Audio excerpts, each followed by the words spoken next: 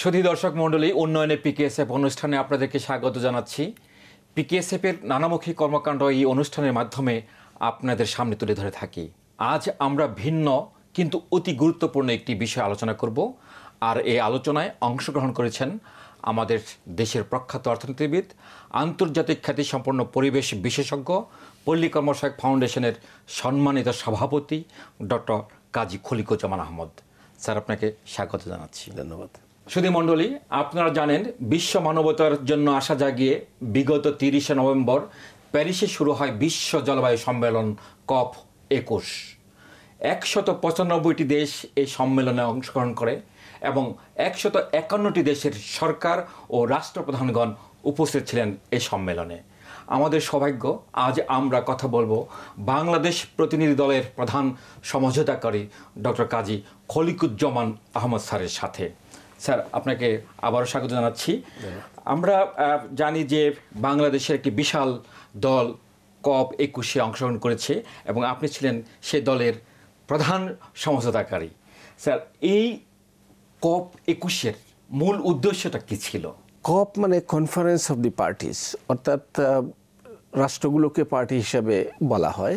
এবং এই পার্টি হচ্ছে যারা UNFCCC-তে যোগদান করেছে, অর্থাৎ 1992 সালে রিওতে ব্রাজিলের যে ধরিত্রী সম্মেলন হয়েছিল, সেখানে একটি কনভেনশন হয়, সেটা হচ্ছে United Nations framework convention on climate change, অর্থাৎ জলবায়ু সংক্রান্ত একটি চুক্তির রূপরেখা, কীভাবে ব্যবস্থা গ্রহণ করা যাবে জাতিসংঘের।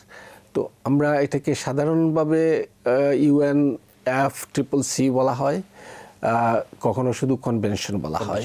আমি আমার আলোচনায় কনভেনশনই বলবো, যাতে ওই চুক্তি এবং এই আলোচনাগুলো ওই যে চুক্তিটা হয়েছিল রূপরেখা, তার আওতায় হয়ে আসছে। 1995 থেকে শুরু হয়েছিল। প্রতি বছরই এটা নভেম্বর ডিসেম্বরে হয়ে থাকে বিভিন্ন দেশে, এবং এইবার হলো 21তম।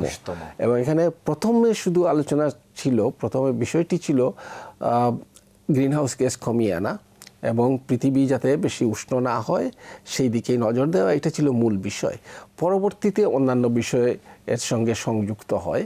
মূলত 2007 সালে 13তম COP-এ এসে কয়েকটি বিষয় নির্ধারিত হয়, যেগুলো নিয়ে এর পরবর্তীতে আলোচনা হয়েছে। সেই বিষয়গুলো এখনও মৌলিক বিষয়। একটা হচ্ছে গ্রিনহাউস গ্যাস কমিয়ে আনার বিষয়টা, দ্বিতীয় হচ্ছে যে অভিঘাতগুলো ইতিমধ্যেই বিভিন্ন দেশের উপর পড়ছে, মানুষের উপর পড়ছে, সেটার মোকাবেলা করা, তৃতীয় হচ্ছে অর্থায়ন। এটার জন্যে অর্থায়ন মানে হচ্ছে উন্নত বিশ্ব থেকে দরিদ্র বিশ্বে, উন্নয়নশীল বিশ্বে যে অর্থ দেওয়া হবে। তো এইভাবে বালিতে আরেকটা জিনিস বলা হয়েছিল যে 2009 সালে কোপেনহেগেনে একটি আইনিভাবে বাধ্যতামূলক চুক্তি করতে হবে, সেটা একটা সিদ্ধান্ত ছিল। এবং ওই বিষয়গুলোকে নিয়ে তার সমঝোতার ভিত্তিতে সারা বিশ্বের সেটা ঘটেনি। কোপেনহেগেনে 2009 সালে আমরা যখন গেলাম খুব আশা নিয়ে, কিন্তু পরে সেই আশা হলো সেখানে চুক্তি হয়নি। তবে একটি সমঝোতা হয়েছিল। সেই সমঝোতায় 12টি পয়েন্ট ছিল এবং এখনও সেই 12টি পয়েন্ট খুব গুরুত্বপূর্ণভাবে এর মধ্যেও এসছে। এবং আমরা এবারও আলোচনা করে এইবার একটা সিদ্ধান্তে, একটা চুক্তিতে আমরা উপনীত হতে পেরেছি। এই চুক্তির মধ্যে আসলে কি রয়েছে এটা আমাদের একটু জানতে ইচ্ছা করছে। চুক্তির প্রথম বিষয় হচ্ছে যেটা জলবায়ু পরিবর্তনকে নিয়ন্ত্রণে আনার বিষয়টি, অর্থাৎ পৃথিবী যাতে আস্তে আস্তে অধিক থেকে অধিকতর উষ্ণ না হতে পারে। এইবার যেটা সিদ্ধান্ত হয়েছে সেটা 2 ডিগ্রির অনেক নিচে থাকবে এবং চেষ্টা করা হবে যাতে 1 ডিগ্রি 1.5 ডিগ্রির মধ্যে সীমাবদ্ধ রাখা হয়। যে ইতিমধ্যেই পৃথিবী শিল্প বিপ্লবের পূর্বে যেরকম গরম ছিল তার চেয়ে প্রায় 1 ডিগ্রি উষ্ণ হয়ে গেছে এবং তার ফল আমরা দেখছি সারা বিশ্বে, খোলা চোখেই দেখছি। এখন আর গবেষণা করারও প্রয়োজন হয় না। যেখানে বন্যা হচ্ছে, খরা হচ্ছে, হারিকেন হচ্ছে এবং উন্নত বিশ্ব, অনুন্নত বিশ্ব সব জায়গায়। আমাদের এখানে তো আমরা জানি, কিন্তু মার্কিন যুক্তরাষ্ট্রেও ওই 2-3 মাস আগে সাউথ ক্যারোলাইনাতে বিশাল বন্যা হয়ে গেল, প্রচুর বৃষ্টি হলো, তারপরে খরা হচ্ছে। কিছুদিন আগে মেক্সিকোতে সবচেয়ে শক্তিশালী এ পর্যন্ত জানা সবচেয়ে শক্তিশালী হারিকেন সেখানে আঘাত করলো। ইউরোপে বন্যা হলো। 1.5 ডিগ্রিতেও যদি আমরা সীমাবদ্ধ রাখতে পারি, তারপরেও দেখা যাবে যে অনেক মানুষ অনেক অঞ্চলে আমাদের উপকূলীয় এলাকাতে 1 ডিগ্রিতেই তো তাদের অবস্থা খারাপ হচ্ছে, 1.5 ডিগ্রি হলে তো আরও খারাপ হবে। যদি আমরা 1-1.5 ডিগ্রির মধ্যে রাখতে পারি তাহলে আমরা জানবো যে মানুষের ক্ষতি হবে, কিন্তু সেটা অভিযোজন করা সম্ভব হতে পারে প্রযুক্তি এবং অর্থ যদি প্রাপ্তি সাপেক্ষে আর কি, বাংলাদেশের বা বাংলাদেশের মতো দেশগুলোর। কিন্তু এর থেকে যদি বেশি হয়, 2 ডিগ্রির উপরে চলে যায়, তাহলে এমন একটা অবস্থা হবে যেখানে টাকা থাকলেও, প্রযুক্তি থাকলেও, সক্ষমতা থাকলেও, মানব সক্ষমতা থাকলেও সেটাকে আর নিয়ন্ত্রণে হয়তো আনা যাবে না। অর্থায়নের ব্যাপারে যে বিষয়টি আছে সেটা বলা হয়েছে যে 2020 সালে, আগের থেকেও ছিল, 2020 সালে থেকে প্রতি বছর 1000 কোটি ডলার উন্নয়ন বিশ্ব জলবায়ু পরিবর্তন মোকাবেলার জন্য উন্নয়নশীল বিশ্বকে দেবে বছরে। সেটা কোপেনহেগেনেই শুরু হয়েছিল, সেই কথাটা বারবার উচ্চারিত হয়েছে, এবারও সেখানে আছে। তবে এখন যে জিনিসটি পরিষ্কার নয়, সেই টাকাটা কোথা থেকে আসবে, কে দেবে, কখন দেবে, কিভাবে দেবে। কিছু অর্থ তারা ইতিমধ্যেই দেওয়া হচ্ছে, এবং কি পদ্ধতিতে সেটা যাদের কাছে পৌঁছানোর কথা তাদের কাছে পৌঁছানো হবে, সেই বিষয়গুলি একেবারেই অপরিষ্কার। এইবারের চুক্তিতেও খুবই অপরিষ্কার রয়ে গেছে। তবে একটা ব্যাপার হয়েছে যে আমরা ইতিমধ্যেই একটা গ্রিন ক্লাইমেট ফান্ড বা সবুজ জলবায়ু তহবিল গঠন করা হয়েছে, যেটা কোরিয়াতে অবস্থিত। সেটা ডারবান থেকে শুরু হয়েছিল, এখন সেটা একটা প্রতিষ্ঠিত একটা। সেখানে কিছু কিছু অর্থ দেওয়া হচ্ছে। ভবিষ্যতে এই যে 1000 কোটি ডলারের কথা বলা হয়েছে, সেটা সব টাকা এই তহবিলে যাবে না, তবে বেশ কিছু অংশ যাওয়ার কথা, হয়তো যাবে, বিভিন্নভাবে বাকিগুলো আসবে। আরও কিছু ছোট ছোট তহবিল আছে, যেমন একটা আছে অ্যাডাপ্টেশন তহবিল, একটা আছে স্পেশাল ক্লাইমেট ফান্ড। তো সেগুলো অর্থ তেমন বেশি নেই। তো অর্থ আমরা বলছি যে ওইগুলোও থাকুক, এখন কেউ কেউ বলছে যে ওগুলো বাদ দিয়ে দেওয়া হোক, আমরা বলছি না, ওগুলোও থাকুক এবং সেখানে অর্থায়ন করা হোক। যাই হোক, মূল যে কাঠামো, যার মধ্য দিয়ে, যে প্রতিষ্ঠান যার মধ্য দিয়ে অর্থায়ন করা হতে পারে, সেটা হচ্ছে জিসিএফ, সবুজ জলবায়ু তহবিল যেটা। এবং একটি সমস্যা এখন দাঁড়াচ্ছে যে আগে কথা ছিল, এখনও সেটা আছে, যে সেটা হতে হবে সহায়তা যেটা দেওয়া হচ্ছে উন্নয়ন, তার থেকে অতিরিক্ত হতে হবে, এবং এটা আমাদের জানা থাকতে হবে কখন কিভাবে পাবো। এই বিষয়গুলি একেবারে পরিষ্কার না। আর জিসিএফ থেকে এখন যেটা বলা হচ্ছে যে তারা ঋণ দেবে, খুব স্বল্প সুদেই, স্বল্প সার্ভিস চার্জে তারা ঋণ দেবে। আর কথা হচ্ছে যে তারা যদি অনুদান দেওয়া হয়, তাহলে যে দেশ নেবে তারা অর্ধেক বা একটা অংশ তাদের খরচ করতে হবে। এগুলো আগে কথা ছিল না, যে এই কথাগুলো আমার কাছে গ্রহণযোগ্য না। আমরা এগুলো নিয়ে কথা আলোচনা হয়েছে ওখানে, এটা ওইভাবে আলোচনা আসছে, কখনো কখনো আসছে, আমরা কথা বলেছি, কিন্তু এটা নিয়ে, জিসিএফ নিয়ে ওই চুক্তির মধ্যে এরকম কিছু নাই। আমি জিসিএফ এর ফান্ডিং যে পদ্ধতির কথাটা বলছি, তারা যেটা এখন নির্ধারণ করছে, এই চুক্তিতেও আছে যে স্বল্পোন্নত দেশ যেগুলি, বিশেষভাবে যেগুলি ক্ষতিগ্রস্ত দেশ হচ্ছে, যে বিশেষভাবে ঝুঁকিপূর্ণ দেশ, সেগুলি, আর যে ক্ষুদ্র দ্বীপ রাষ্ট্র আফ্রিকার কিছু দেশ, এগুলোর জন্য অগ্রাধিকার দেওয়া হবে, যে অভিযোজনের জন্য সেটা আছে, কিন্তু কিভাবে দেওয়া হবে, কখন দেওয়া হবে, সেগুলি মোটেই নেই। এটা আছে আমাদের যে কনভেনশন, যেটা সেই কনভেনশনেই বলা আছে, সুতরাং এর বাইরে বলা হয়েছে কনভেনশনের সবগুলো নীতি মানা হবে, এবং সুতরাং এটা এর মধ্যে আছে, যদিও পরিষ্কার করে বলা হয়নি। কিন্তু তারপরে কথা থাকে যে সেই টাকাটা আসবে কখন, কিভাবে আসবে, কে দেবে। আরেকটি কথা বলা হচ্ছে যে বিশেষভাবে বেসরকারি খাত থেকে অর্থায়ন করা হবে। তো বেসরকারি খাত তো মুনাফা না থাকলে যাবে কেন? কাজেই তারা তো আমাদের অভিযোজনের জন্য আমাদের উপকূলীয় এলাকা বা অন্যান্য দেশের যেখানে মুনাফা হবে না, সেখানে তো তারা যাবে না। তো কাজেই সেখানে একটা সমস্যা আমাদের থেকে গেছে। কাজেই মোটমাট হচ্ছে কি, অর্থায়নের বিষয়টা বলা আছে, আবার বলা নেই। বলা আছে দেয়া হবে, কিন্তু আমরা কিভাবে এটা পাবো, কিভাবে আসবে, কে দেবে, কখন দেবে ইত্যাদি, সেগুলি অপরিষ্কার। তো এই হচ্ছে মূল বিষয়গুলি যেটা এই চুক্তির মধ্যে আছে। এবং স্যার, ওই আপনি যেটা আলোচনা করছিলেন যে চুক্তির মধ্যে প্রযুক্তির বিষয়টাও আছে, সেটি আমরা শুনবো আপনার কাছ থেকে। তার আগে একটি বিরতি নিতে হচ্ছে। সুধী দর্শক মণ্ডলী, বিরতির সময় হলো, বিরতির সময় এবং বিরতির পরেও আমাদের সাথে থাকবেন।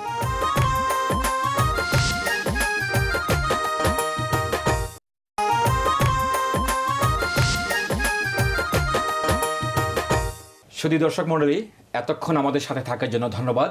আমরা আলোচনা করছি বিশ্ব জলবায়ু সম্মেলন সম্পর্কে।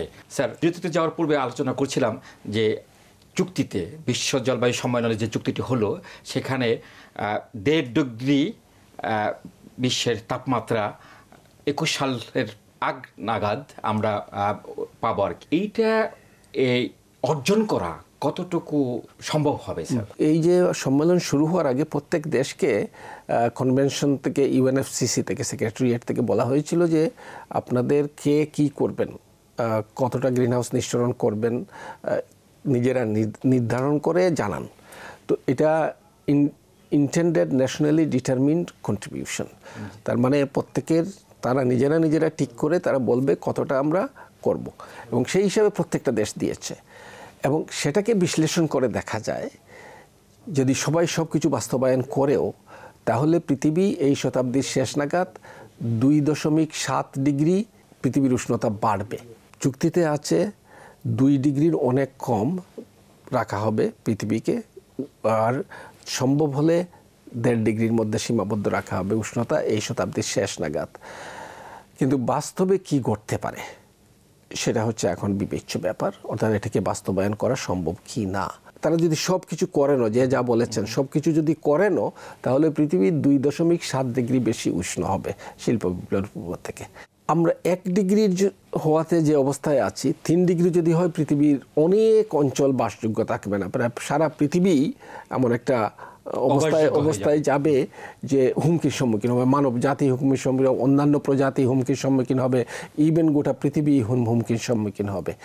তো সেটার একটা ব্যবস্থা চুক্তিতে আছে, বলা হয়েছে প্রতি 5 বছর পর পর মূল্যায়ন করা হবে কে কী করছে এবং কি করা উচিত। একটা উদাহরণ দিই অতীতের অভিজ্ঞতা থেকে, সেটা হচ্ছে 1970 সালে উন্নত বিশ্ব বলেছিল 0.7% তাদের জাতীয় আয়ের উন্নয়ন সহায়তা দেবে।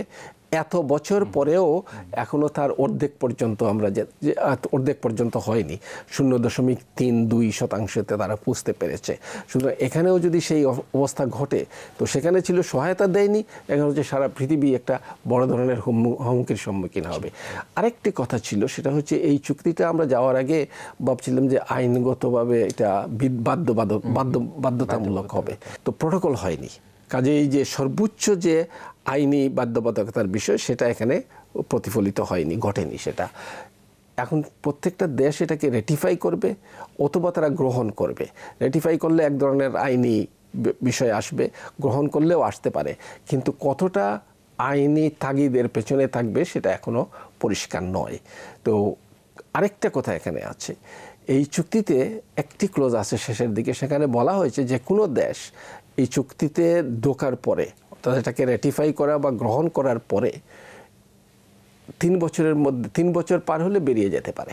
আমরা বরং উল্টোটা আশা করেছিলাম। আমরা যেটা আশা করেছিলাম এবং বলারও চেষ্টা করেছি অনেক, সেটা হচ্ছে যে আমরা চাই যে কেউ যদি বেরিয়ে যেতে চায় তাহলে কিছু শর্ত থাকবে, কিন্তু সেটা তো হয়নি, বরং উল্টাটা হয়েছে, বলা হয়েছে 3 বছর পরে বেরিয়ে যেতে পারে। আমি মনে করি এটা খুবই একটা বড় দুর্বলতা। প্রযুক্তি হস্তান্তরের কথা বলছিলেন যে এই চুক্তির মধ্যে আছে, খুব সংক্ষেপে যদি একটু বলেন। আমাদের প্রযুক্তি লাগবে, একটা প্রযুক্তি তো হচ্ছে মিটিগেশন, কিন্তু আমাদের দরকার হচ্ছে বেশিরভাগ অ্যাডাপ্টেশনে। সেখানে কিন্তু খুব সুন্দরভাবে প্রাতিষ্ঠানিক কাঠামো ইত্যাদি সব হয়ে আছে, টেকনোলজি সেন্টার হয়েছে ইত্যাদি ইত্যাদি, নেটওয়ার্ক হয়েছে, কিন্তু তার পেছনে যে অর্থ লাগে, অর্থ ছাড়া তো যে অর্থায়নের বিষয় চলে আসে, কাজে সেটাও খুব পরিষ্কার না কি, আর অনেক প্রযুক্তি হয়তো এখনো নাইও। আমরা যদি বলি যে আমাদের প্রত্যাশা কতটুকু পূর্ণ হয়েছে চুক্তির মধ্যে, বিশ্বের সঙ্গে তাল মিলিয়ে আমরাও বলেছি যে আমরা গ্রিনহাউস গ্যাস যতটা কম নিঃসরণ করে আমরা আমাদের উন্নয়ন ঘটাতে পারি সেটা আমরা করব। এটা অনেক আগেই আমরা সিদ্ধান্ত নিয়েছিলাম, এবং আমাদের আইএনডিসি, আমাদের যে প্রস্তাব এই সম্মেলনের আগে, সেখানে আমরা বলেছি 3টি খাতে, একটা হচ্ছে যোগাযোগ, আরেকটা হচ্ছে জ্বালানি, আরেকটা হচ্ছে শিল্প, এই 3 খাতে আমরা সাধারণভাবে যতটা গ্রিন হাউস গ্যাস নিঃসরণ করতে হয় তার থেকে 5% আমরা কমাবো, নিজেরাই কমাবো। আর যদি আমরা অর্থ এবং প্রযুক্তি পাই তাহলে 15% কমাবো। আমরা এও বলেছি যে উন্নয়ন বিশ্বের গড় যে নিঃসরণ মাথাপিছু বছরে আমরা তার চেয়ে বেশি এই 30 সালের মধ্যে করব না, সেটাও আমরা অঙ্গীকার করেছি। অর্থাৎ আমরাও চাই আমরাও সঙ্গে থাকি, যদিও আমাদের কোনো দায় দায়িত্ব নাই স্বল্পোন্নত দেশ হিসাবে, আর আমরা এত সামান্য গ্রিন হাউস গ্যাস নিঃসরণ করে থাকি। তো আমাদের প্রস্তুতি ছিল খুব ভালো। এবার অনেকগুলো সভা সরকারি পর্যায়ে হয়েছে, বেসরকারি পর্যায়ে হয়েছে। আমাদের যে দলটি গিয়েছিল সেটি, তুমি একটু বড় দল বলেছ, বড় দল নয় আসলে, অনেক লোক লাগে, অনেকগুলো সবাই একসঙ্গে হয়, কথাও হচ্ছে, আলোচনা হচ্ছে অভিযোজন, কথাও হচ্ছে প্রশমন, কথাও হচ্ছে অর্থায়ন, সমান্তরালভাবে অনেকগুলো মিটিং হয় এবং প্রত্যেকটাতে আমাদের যেতে হয়।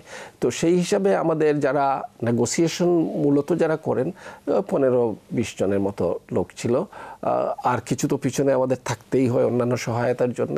তো সেই হিসাবে আমাদের যে দল গিয়েছিল এটা খুবই বড় নয়। যাওয়ার আগে তো প্রস্তুত হয়ে গেছে সবাই, এবং সবাই নিজের বিষয়গুলো জানে। যেখানে যেখানে কথা বলার দরকার বাংলাদেশের স্বার্থের পক্ষে, সেটা সোচ্চারভাবে আমরা বলা হয়েছে, প্রত্যেকেই বলেছে, কারণ প্রত্যেকেই প্রস্তুত ছিল। এবং আমরা এও করেছি, শুধু যে খালি সভাগুলোতে গিয়ে বসে কথা বলেছি তা নয়, আমরা দ্বিপাক্ষিকভাবে অনেকের সঙ্গে আলোচনা করেছি। যেমন আমরা আলোচনা করেছি মার্কিন যুক্তরাষ্ট্রের সিনেটরদের সঙ্গে আমরা আলোচনা করেছি, আমাদের অবস্থানটা তাদেরকে বোঝানোর চেষ্টা করেছি। তারা আমাদের অবস্থানটা বুঝতে পেরেছেন যে আমরা কি অবস্থায় আছি এবং আমাদের জন্য কেন প্রযুক্তি এবং অর্থের প্রয়োজন, কেন আমরা যে এগুলো না পেলে বেশি এগোতে পারবো না। আমরা নিজেরা করছি সেটা আমরা বলেছি, কিন্তু তারপরে আমাদের অধিকতর লাগে। আমরা ব্রিটিশ এনভায়রনমেন্ট মিনিস্টারের সঙ্গে আমরা কথা বলেছি দ্বিপাক্ষিকভাবে, আমরা আমাদের অবস্থান তুলে ধরেছি, তাদের অবস্থান আমরা জেনেছি। আমরা নরওয়েজিয়ান পার্লামেন্টারিয়ানদের সঙ্গে কথা বলেছি আলাদাভাবে বা দ্বিপাক্ষিকভাবে, স্ক্যান্ডিনেভিয়ান, খালি নরওয়েজিয়ান না, অনেক স্ক্যান্ডিনেভিয়ান পার্লামেন্টারিয়ানদের সঙ্গে। আমরা ইউর পার্লামেন্টারিয়ানদের সঙ্গে কথা বলেছি, আমাদের অবস্থান ব্যাখ্যা করেছি, তাদের কাছ থেকে তাদের মতামত জানতে চেয়েছি। আমরা চীনের যে প্রতিনিধি মন্ত্রী যিনি ছিলেন তার সঙ্গে আমরা কথা বলেছি। আমরা ভারতের যে মন্ত্রী ছিলেন তার সঙ্গে আমাদের মন্ত্রী কথা বলা হয়েছে। তো কাজে আমরা আল গৌরের সঙ্গে কথা বলেছি, তিনি সেখানে এসেছিলেন, তিনি যদিও সরকারি না, কিন্তু তার একটা বিশ্বব্যাপী তার একটা বড় অবস্থান রয়েছে এই বিষয়ে, তার সঙ্গে আমরা কথা বলেছি। এগুলো তো বললাম, এছাড়াও অনেকের সঙ্গে আমরা কথা বলেছি। কাজেই আমরা যে এইবারের যে বাংলাদেশ টিম যেভাবে কাজ করেছে সমন্বয়ের মাধ্যমে, সেটি আমি মনে করি যে অন্য কপগুলোর তুলনায় না, আগেও আমরা করতাম, মাঝখানে হয়তো একটু হয়েছিল, কিন্তু আমি মনে করি অন্য তুলনা না করে বলবো যে যা করার প্রয়োজন ছিল আমরা সব। আরেকটা কাজ করেছি আমরা, সেটা হচ্ছে আগেও করতাম, সেটা হচ্ছে প্রতিদিন সন্ধ্যায় 6টার দিকে আমরা বসতাম 1 ঘন্টার জন্য। কোথায় কে গিয়েছিলেন, কি করেছেন, কি বলেছেন, কি শুনেছেন, সেগুলি আমরা আবার মূল্যায়ন করে আগামী দিনের জন্য তৈরি হতাম। কাজে আমাদের যে প্রস্তুত আগে হওয়া এবং ওখানে গিয়ে আবার নতুন করে প্রয়োজনীয়ভাবে প্রস্তুতি গ্রহণ করা, এই সব কাজগুলোই করা হয়েছে।